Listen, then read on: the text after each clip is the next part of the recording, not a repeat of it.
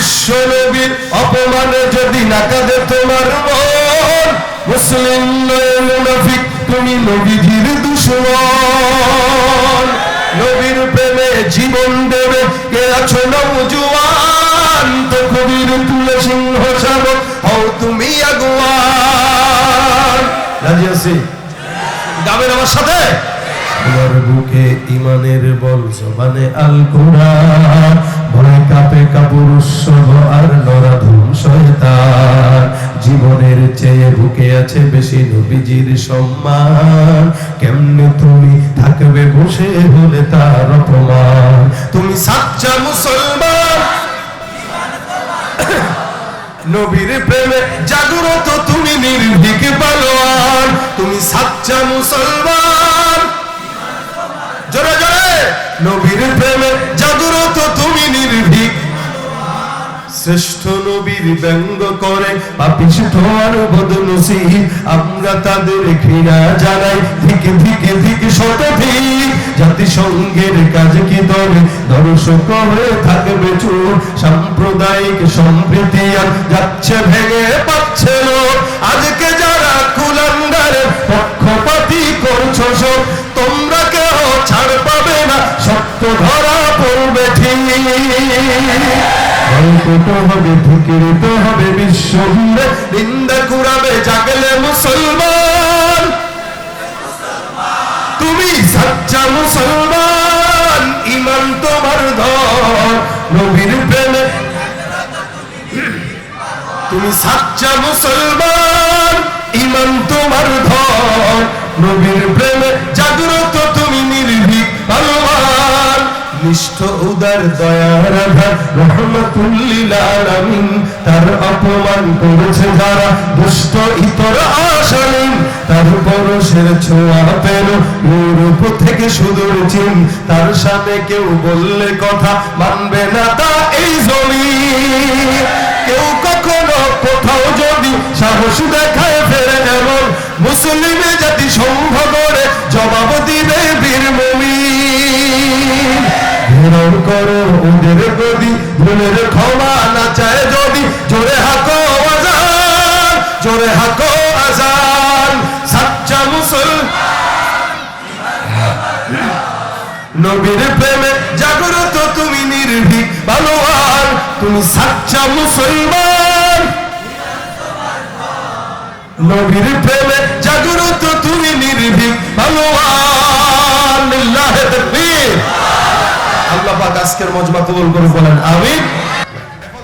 আমরা তেলাওয়াত জানি না, আমরা আয়াতুল কুরসি পারি না, আমরা অন্য কিছু ঠিকই পারি, গান পারি, আমরা দুনিয়ার সব বুঝি কিন্তু ইসলাম বুঝি না।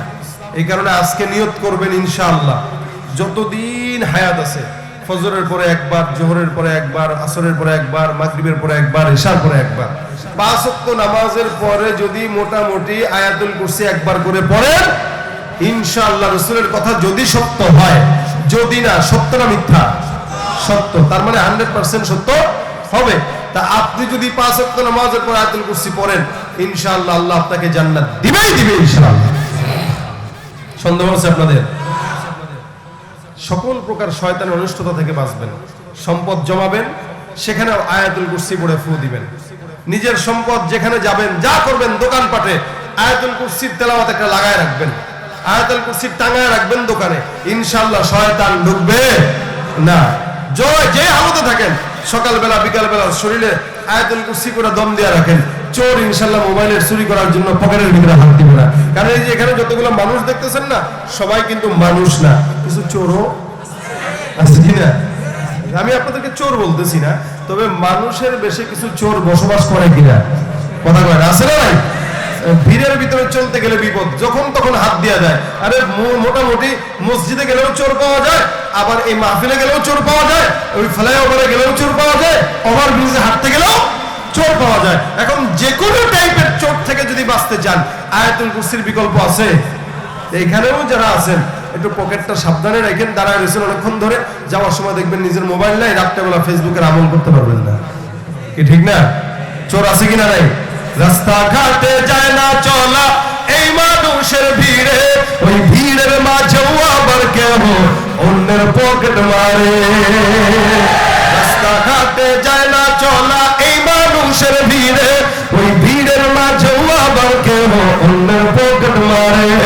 তাকেও যদি মানুষ বলো আমার বলার কিছুই নাই, তাকেও যদি মানুষ বলো আমার বলার কিছুই নাই।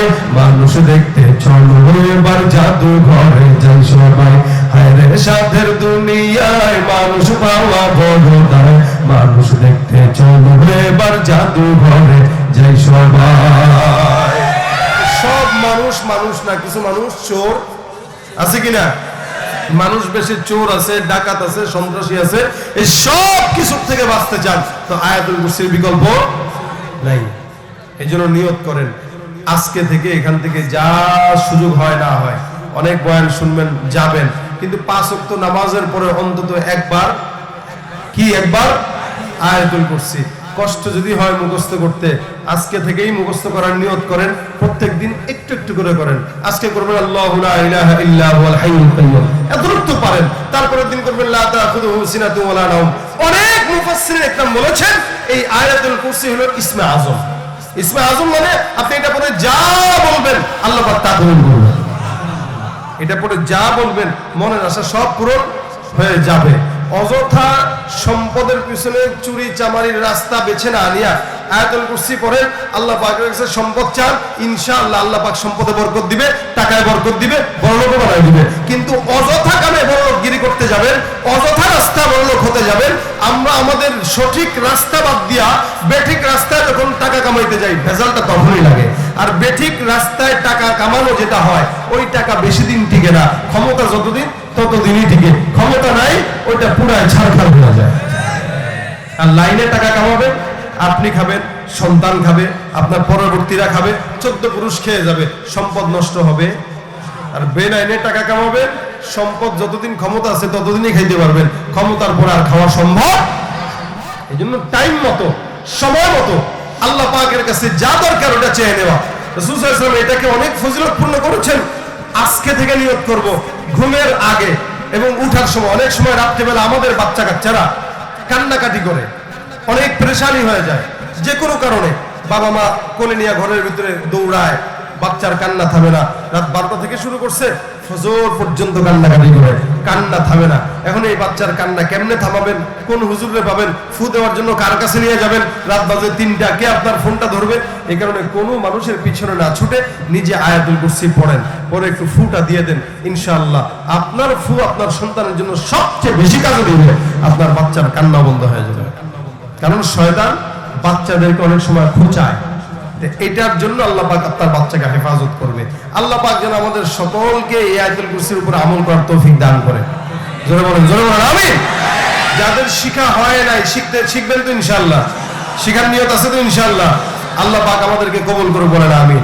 আমি একদম গলার হালত 12টা বাজছে, শরীর খারাপ, গলা ঠান্ডা, সবকিছু মিলে কষ্ট করে আপনাদের সামনে কথাটা বলছি। এই কারণে আজকে আমি আপনাদেরকে সুর টুরও দেই নাই। তারপরও আলহামদুলিল্লাহ আপনারা যে বসছেন তার মানে বোঝা গেল আপনারা আমার কথা শোনার জন্য বসছেন, সুরের জন্য না। কি ঠিক না?